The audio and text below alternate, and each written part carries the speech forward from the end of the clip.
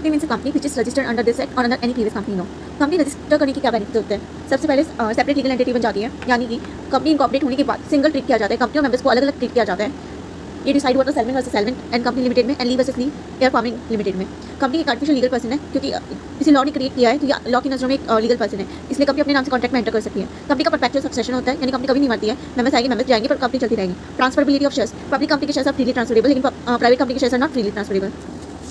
Separate property, company की property और members की प्रॉपर्टी दोनों सेपरेट होती है, दोनों एक दूसरे की प्रॉपर्टी पे क्लेम नहीं कर सकती। कंपनी अपने नाम से प्रॉपर्टी परचेज कर सकती है। Ownership and management, ownership share holder के पास होती है, मैनेजमेंट कंपनी के डायरेक्टर्स के पास होती है। लिमिटेड लायबिलिटी, अगर कंपनी लिमिटेड बाय शेयर्स है तो मेंबर्स की लायबिलिटी सिर्फ अनपेड अमाउंट तक रहेगी। लिमिटेड बाय गारंटी है तो unpaid amount plus guarantee amount तक रहेगी और guarantee amount at the time of finding up देना पड़ेगा। अनलिमिटेड कंपनी में मेंबर्स की लायबिलिटी अनलिमिटेड होती है।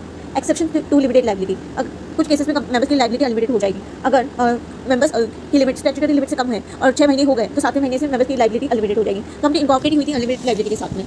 अगर कंपनी का इनकॉर्पोरेशन हुआ है, फॉल्स इन्फॉर्मेशन देती है, मटेरियल इन्फॉर्मेशन को छुपा के, तो फिर एनसीएलटी ऑर्डर पास कर सकती है और मेंबर्स की लायबिलिटी अनलिमिटेड कर सकते हैं।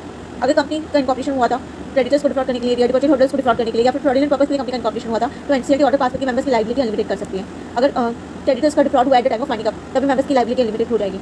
Types of company, registered company और स्टैट्यूटरी कंपनी। रजिस्टर्ड कंपनी वो है जो कंपनी एक्ट में रजिस्टर्ड हुई है, under any previous company law में रजिस्टर्ड हुई है। स्टैट्यूटरी कंपनी वो है जो पार्लियामेंट के स्पेशल एक्ट से बन के आई है। प्राइवेट कंपनी में मीन्स कंपनी जिसके एओए के अंडर रेस्ट्रिक्शंस हैं, इसमें मिनिमम 2 मेंबर्स होंगे, मैक्स 200 मेंबर्स होंगे, जॉइंट मेंबर्स को सिंगल ट्रीट करेंगे, इसमें 5 और प्रेजेंट एम्प्लॉइज को काउंट नहीं करेंगे। प्रोहिबिशन है ऑफ इन्विटेशन टू पब्लिक और एक पर्टिकुलर सेक्शन ऑफ सोसाइटी को पब्लिक ऑफर मानेंगे। शेयर ट्रांसफरेबिलिटी पे रेस्ट्रिक्शंस है क्योंकि सबसे पहला ऑफर ना एक्जिस्टिंग शेयर होल्डर्स को दिया जाएगा। Characteristics of a private company, इसमें मिनिमम 2 मैक्स 200, डिपेंडिंग होल्डर की कोई लिमिट नहीं है। लिमिटेड लायबिलिटी स्ट्रक्चर देखना पड़ेगा, परपेचुअल सक्सेशन है, 50 से कम मेंबर है तो इंडेक्स ऑफ मेंबर्स नहीं बनाना पड़ेगा। इसमें मिनिमम 2 डायरेक्टर्स होंगे, मैक्स 15 और पीरियड कैपिटल की कोई रिक्वायरमेंट नहीं है। And with the word private limited. Public company means company other than private company, और एक प्राइवेट कंपनी जो सब्सिडियरी पब्लिक कंपनी की तो उसे मिनिमम पब्लिक कंपनी बोलेंगे। पब्लिक कंपनी में minimum 7 max unlimited members and with the word limited, और इसमें मैक्स 5 डायरेक्टर होंगे, मिनिमम 5 और मैक्स 15 डायरेक्टर्स होंगे। स्मॉल कंपनी वो है अदर देन पब्लिक कंपनी जिसमें paid up share capital 4 crore होगा, जिसको बढ़ा के एमसीए 10 करोड़ कर सकती है। टर्नओवर की लिमिट 40 करोड़, जिसको बढ़ा के एमसीए 100 करोड़ कर सकती है। इसमें holding company, subsidy company, sectional company और स्टैट्यूटरी कॉर्पोरेशंस को काउंट नहीं करेंगे। होल्डिंग कंपनी वो है जिसकी एक या एक से ज़्यादा सब्सिडी कंपनी है। Types of holding company, pure holding जो दूसरी कंपनी के अंदर सिर्फ स्टॉक होल्ड करती है। मिक्स होल्डिंग जो दूसरी कंपनी में स्टॉक भी होल्ड करती है और अपने बिजनेस को भी रन करती है। इंटरमीडिएट होल्डिंग कंपनी जो किसी की होल्डिंग भी है और किसी की सब्सिडी भी है, लेकिन जिसकी सब्सिडी है वो एक लार्ज कंपनी है। इमीडिएट होल्डिंग वो है जो किसी अदर कंपनी के अंदर स्टॉक और कंट्रोल होल्ड करती है, मतलब उसकी सब्सिडरी में वो स्टॉक और कंट्रोल होल्ड करती है, और वो जिसकी सब्सिडरी है वो स्मॉल कंपनी है।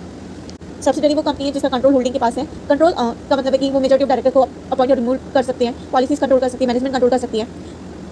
अभी कंट्रोल आता कहाँ से? वोटिंग पावर से आता है, शेयर होल्डर अग्रीमेंट से आता है, मैनेजमेंट राइट से आता है, वोटिंग पावर से आता है। एसोसिएट कंपनी वो है जिसका अदर कंपनी के अंदर सिग्निफिकेंट कंट्रोल है। सिग्निफिकेंट कंट्रोल यानी कि वो या तो मिनिमम 20% से लेके लेकिन 50 से कम वोटिंग पावर होल्ड करती है, या फिर कंट्रोल करती है बिजनेस डिसीजन को ड्यू टू एन अग्रीमेंट। इसमें जॉइंट वेंचर को भी काउंट करते हैं। डोमिनेंट कंपनी वो कंपनी जो फ्यूचर प्रोजेक्ट्स के लिए बनी है, या फिर एसेट्स और इंडस्ट्रियल प्रॉपर्टी को होल्ड करने के लिए बनी है, या फिर कोई इनएक्टिव कंपनी है। इनएक्टिव कंपनी वो है जो कि जिसका कोई सिग्निफिकेंट अकाउंटिंग ट्रांजेक्शन नहीं है पिछले 2 साल में, जो कोई बिजनेस या ऑपरेशन नहीं कर रही है, या जिसने पिछले 2 साल में फाइनेंशियल स्टेटमेंट और एनुअल रिटर्न फाइल नहीं किया है। गवर्नमेंट कंपनी वो है जो कि किसी कंपनी के 51% से ज़्यादा के शेयर्स होल्ड करती है। गवर्नमेंट कंपनी वो है जिसमें गवर्नमेंट, स्टेट गवर्नमेंट या सेंट्रल गवर्नमेंट 51% से ज़्यादा शेयर्स होल्ड करती है, और कोई भी सब्सिडी ऑफ गवर्नमेंट कंपनी भी गवर्नमेंट कंपनी ही मानी जाएगी। ऑनली सब्सिडी कंपनी वो है जिसमें एक कंपनी दूसरी कंपनी के 100% शेयर्स होल्ड करती है।